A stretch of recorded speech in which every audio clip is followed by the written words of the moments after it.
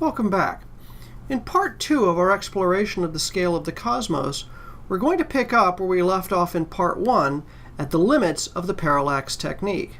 Current state of the art allows us to measure accurate parallax distances only about out to 1 kiloparsec.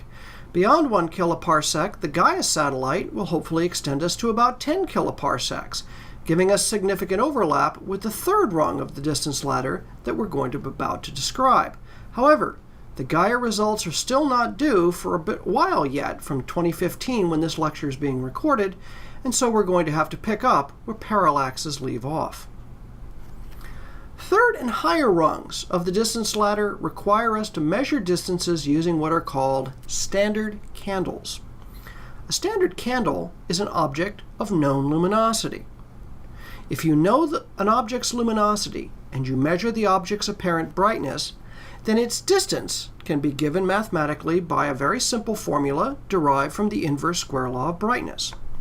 The distance of an object of known luminosity and measured apparent brightness is the square root of 1 over 4 pi times the ratio of the luminosity to the brightness. We give this distance a special name. It is often referred to as a luminosity distance to distinguish it from distances measured using stellar parallaxes. An interesting historical note. The term standard candle brings to mind, like the little graphic I've shown here on the right, a candle of known brightness. And indeed, in the late part of the 19th and early part of the 20th century, one of the great challenges of measuring the brightnesses of astronomical objects was what you compared the brightnesses to. How do you get a quantitative measure of brightness? Today, in an age of photon counting detectors, this is a straightforward but still non-trivial problem. But what do you do when the detector is the human eye, and later a photographic plate? The answer was to try to come up with a set of standard stars whose brightnesses were known independently and could be measured in terms of physical laboratory units. Indeed, people in the 19th and early 20th centuries did in fact experiment with different types of candles, in which you would use a candle flame and its brightness, viewed through an aperture in an optical system, to set a standard for brightness. All of these papers are very interesting to read. There was a brief period when a group was trying to build a true standard candle as an actual candle. But all of these efforts fell flat because it was very difficult to build candles that had the same physical brightness. This is a challenge that has continued long into the 20th century and into the 21st to establish the 0 point of luminosity, the absolute basis of luminosity. It's relatively easier now, but understand when I describe luminosity distances, underlying that is the development of nearly a century of technique and technology to bring us to where we are today. How do I know the luminosity of an object? Well, if I'm looking at a light bulb or a standard light source in a laboratory, I read its label. But how do you read the label of a star? It doesn't have a convenient label telling you how many watts are pouring off of it. What you need to do is look at a distance-independent property of that star that correlates strongly with its luminosity.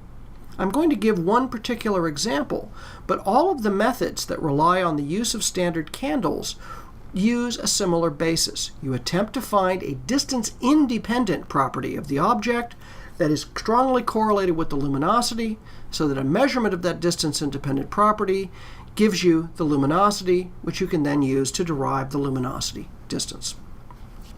For example, studies of nearby stars show that stars with similar spectra often have similar luminosities. For example, you can recognize from a spectrum a hot blue and luminous star and distinguish it from a cool red dim star. Why? These are all the spectra of stars along the main sequence. The existence of the main sequence and the existence of well-defined loci away from the main sequence in the Hertzsprung-Russell diagram, like the top of the giant branch or the horizontal branch, define stars that have distinctive colors and spectra. And therefore, if we can find a star, like a nearby star, that has the same spectrum, but whose distance I've measured with parallaxes, and then find a more distant version of that, I can then derive its distance. It works as follows. You start by identifying a distant star with a spectrum that is identical to the sun's. For example, I'm trying to find the distances to stars like the sun that are too far away for me to use to measure parallaxes. So first, I identify a distant object whose spectrum is like that of a nearby object whose distance I know through the parallax method. Then I measure the star's brightness, apparent brightness, B, correcting, of course, for dust as needed. I then assume that the star's luminosity is the same as the sun's luminosity in the case of looking for a distant star that has a spectrum like the sun. I say that objects with similar spectra and properties have similar intrinsic luminosities, in this case, the sun's luminosity. I have a measurement of the brightness, and I have an assumption of the star's luminosity by correlation with its spectral properties, and then I compute the star's distance using my luminosity distance formula of the square root of 1 over 4 pi times L over B. Simple. Well, okay, not so simple.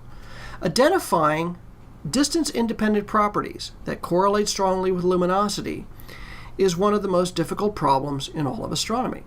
One of the most famous of these relationships between a distance-independent property and luminosity is the Cepheid variable period luminosity relationship discovered by Henrietta Swan Leavitt in 1912.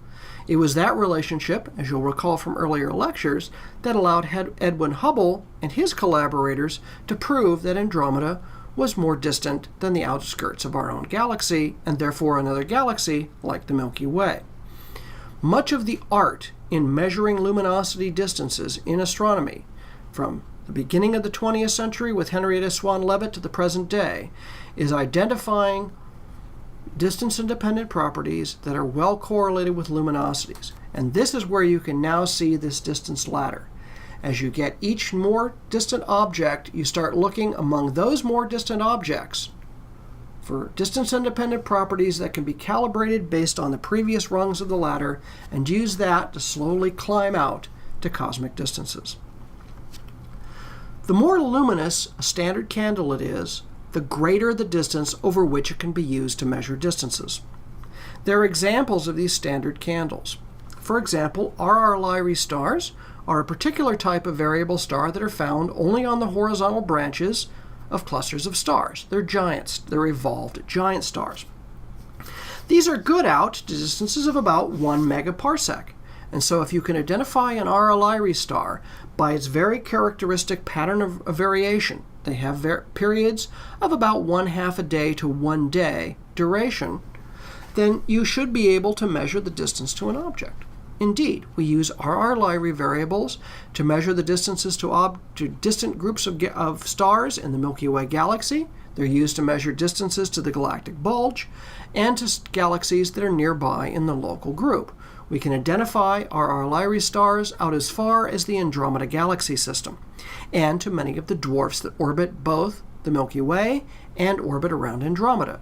And as a consequence, the RR Lyrae stars are used as one of the ways to find distances reaching out of our own galaxy as well as within the galaxy proper. Cepheid variable stars, like those found in the Large Magellanic Cloud in 1912 by Henrietta Swan Leavitt, are a very powerful method of finding distances because Cepheid variables are supergiant stars. They're much more luminous than RR Lyrae stars, and current state-of-the-art allows us to measure accurate distances using Cepheid variables out to distances of approximately 40 megaparsecs. With Cepheids, we use a correlation between the period and the luminosity of the star, in the sense that the longer the period of pulsation, the higher the luminosity of the object. 40 megaparsecs is long enough to be able to get us out to the Virgo cluster and a handful of nearby clusters of galaxies, giving us a way to get a handle on distances beyond the local group and out into the local cluster and ultimately into the local Virgo supercluster.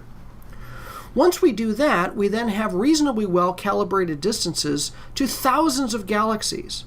If you look at thousands of galaxies all at once, you're going to see a number of supernovae per year among that ensemble. While a supernova will only go off in our own galaxy once a century or so, if you look at thousands of galaxies, you'll get many tens and even hundreds of supernovae per year. Type 1a supernovae, exploding thermonuclear explosions of white dwarf stars, either white dwarfs and binaries, as we saw in Unit 2, turn out to be very good standard candles. They're not perfectly standard, but they're standardizable. You can calibrate the Type 1a supernova distance. Furthermore, Type 1a supernovae have a very characteristic set of distance-independent properties. Their characteristic pattern of brightening and then fading away during the explosion, and during the height of the explosion, they have a very characteristic spectral signature. When you see a supernova, you don't know right away whether it's an exploding massive star, we often refer to as a Type 2 supernova, or it's one of these thermonuclear Type 1a supernovae from white dwarfs. But if you can take a spectrum and follow what we call its light curve, its pattern of brightening and then fading over time, you can definitively identify, yes, that's a Type 1a supernovae. We measure Type 1a supernovae in galaxies for which we have distances from RR Lyrae and Cepheid stars, and other methods derived from that. For galaxies within the local supercluster, we can calibrate the Type 1a supernova distance scale, and Type 1a supernovae are among the most luminous objects in all the universe during the height of their explosion. These objects can be seen so far away that with a good calibratable Type 1a supernova distance scale, I can reach out to a gigaparsec, a billion parsec, which gets us into the realm of superclusters and beyond. These are just 3 of the many rungs of the astronomical distance ladder that have been developed. It gives us our way of climbing out into the distant reaches of the cosmos. That's not all of them, and we're not going to go into all these methods in detail, but an advanced astronomy class, especially for professional astronomers, would actually go into each of these methods in detail, as there's a great deal of art behind them. But let's just take now the distance scale at face value and continue moving outwards. Previously, we were stuck at a scale of about 1,000 parsecs with parallaxes. That just got us out to the circle containing the 2 nearby spiral arms. We now can reach out with Cepheids and RR Lyrae stars to 30 kiloparsecs and map out the structure of our galaxy. Bright galaxies, point of scale, are tens of kiloparsecs across. Jumping out a factor of 10 to 300 kiloparsecs, I get into the Milky Way and its system of dwarf galaxies. The large and small Magellanic Clouds, small irregular galaxies that orbit around the Milky Way, and then a series of dwarf irregular and dwarf spheroidal galaxies that orbit around the Milky Way. I measure the distances to these using a combination of RR Lyraes for those galaxies that are dwarf ellipticals and no longer forming stars, or Cepheid stars for dwarf irregular galaxies that still have some amount of star formation, as well as a couple of other methods that are available to me calibrated using RR Lyraes and Cepheids, and I get a pretty good mapping of the 3-dimensional distribution of objects immediately around the Milky Way. Jumping out to 3 megaparsecs, another factor of 10, fully encompasses the local group and a few galaxies just outside of the local group. Now I'm into the realm of the Andromeda Galaxy, the Triangulum Spiral in the Milky Way, and all of the various dwarf galaxies, both those that orbit the individual galaxies and those that are part of this larger local group. The main mass, the highest mass objects of the local group, you'll remember, are the Milky Way and Andromeda.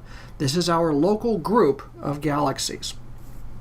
Stepping out another factor of 10 in distance to 30 megaparsecs, gives me a very big jump in scale, and now I find within the volume of 300 megaparsecs around the Milky Way, I am into the realm of clusters and groups of galaxies. Shown in yellow is the nearest by very big cluster of galaxies, the Virgo cluster, and also encompasses, visible in the southern hemisphere, the Fornax and the Eridanus clusters. All of these other groups are various small groups of galaxies consisting of less than 30 bright galaxies, and they all together appear to form a long filamentary group. This long filamentary group is sometimes referred to as the local supercluster. It's our first inkling of structure on the next largest scale in the universe. I now jump up a factor of 10 to 300 megaparsecs, and I am now in the realm of superclusters, clusters of galaxies. Before, the small group that we were looking at here is the local supercluster consisting of Virgo and this group down in here. There's the Centaurus supercluster, and you can begin to see the filaments and the vast empty voids that make up nearby space. The most complete, or at least certainly as complete as we're able to get, census of nearby universe is provided by the Sloan Digital Sky Survey.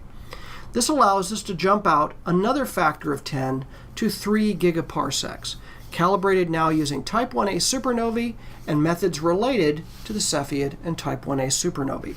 We're now way out on the upper rungs of the intergalactic distance scale.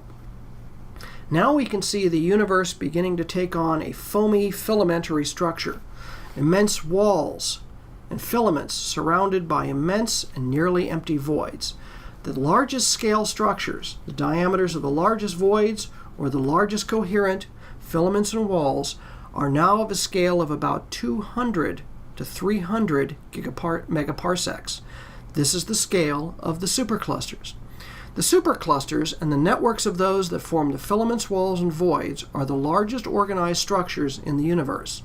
On scales much larger than that, all I see is a repetition of that structure set by a characteristic scale of approximately 100 megaparsecs. I'm going to switch now to a movie that's made with the latest data from the Sloan Digital Sky Survey. This is Sloan Digital Sky Survey version 3, data release number 9. This is a movie put together by colleagues at the Johns Hopkins University flying around through the local volume of the universe.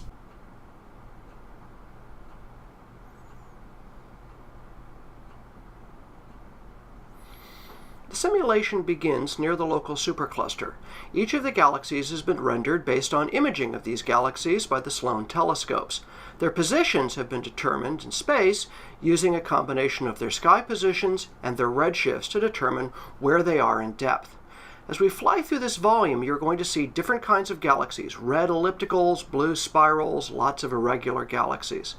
You can see them forming into groups, into clusters, and how these chain into long filaments, and filaments can be organized out into walls, all surrounding immense, nearly empty voids. You can get a good feel by looking at this video of the structure of what we call the cosmic web. We're going through this volume at almost unimaginable speed. But bear in mind that what we're seeing is not just a simulacrum thought up by a computer animator. This is actual data of our local region of the universe, and the structure of the universe on larger scales looks, on average, very much like what we're seeing here. We are, in effect, flying through our universe.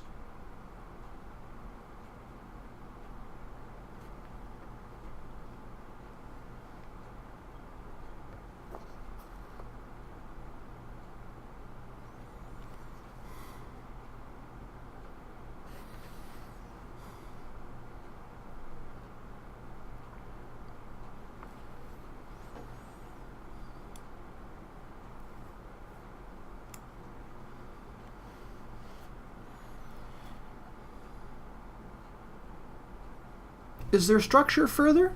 How far can we see? How far can we push it? The answer is 28 gigaparsecs. This is the largest scale that we can view on the cosmos. This is a map of the entire sky, made not in the positions of galaxies, but in the positions of small variations in the temperature of the cosmic microwave background. Temperature differences of only tens of microkelvin across the nighttime sky. This defines the greatest distance that we can see, not with our eyes, but with our instruments. This is the visible horizon of the universe that represents the fog of radiation that emerged from the hot, early dense phases of the Big Bang.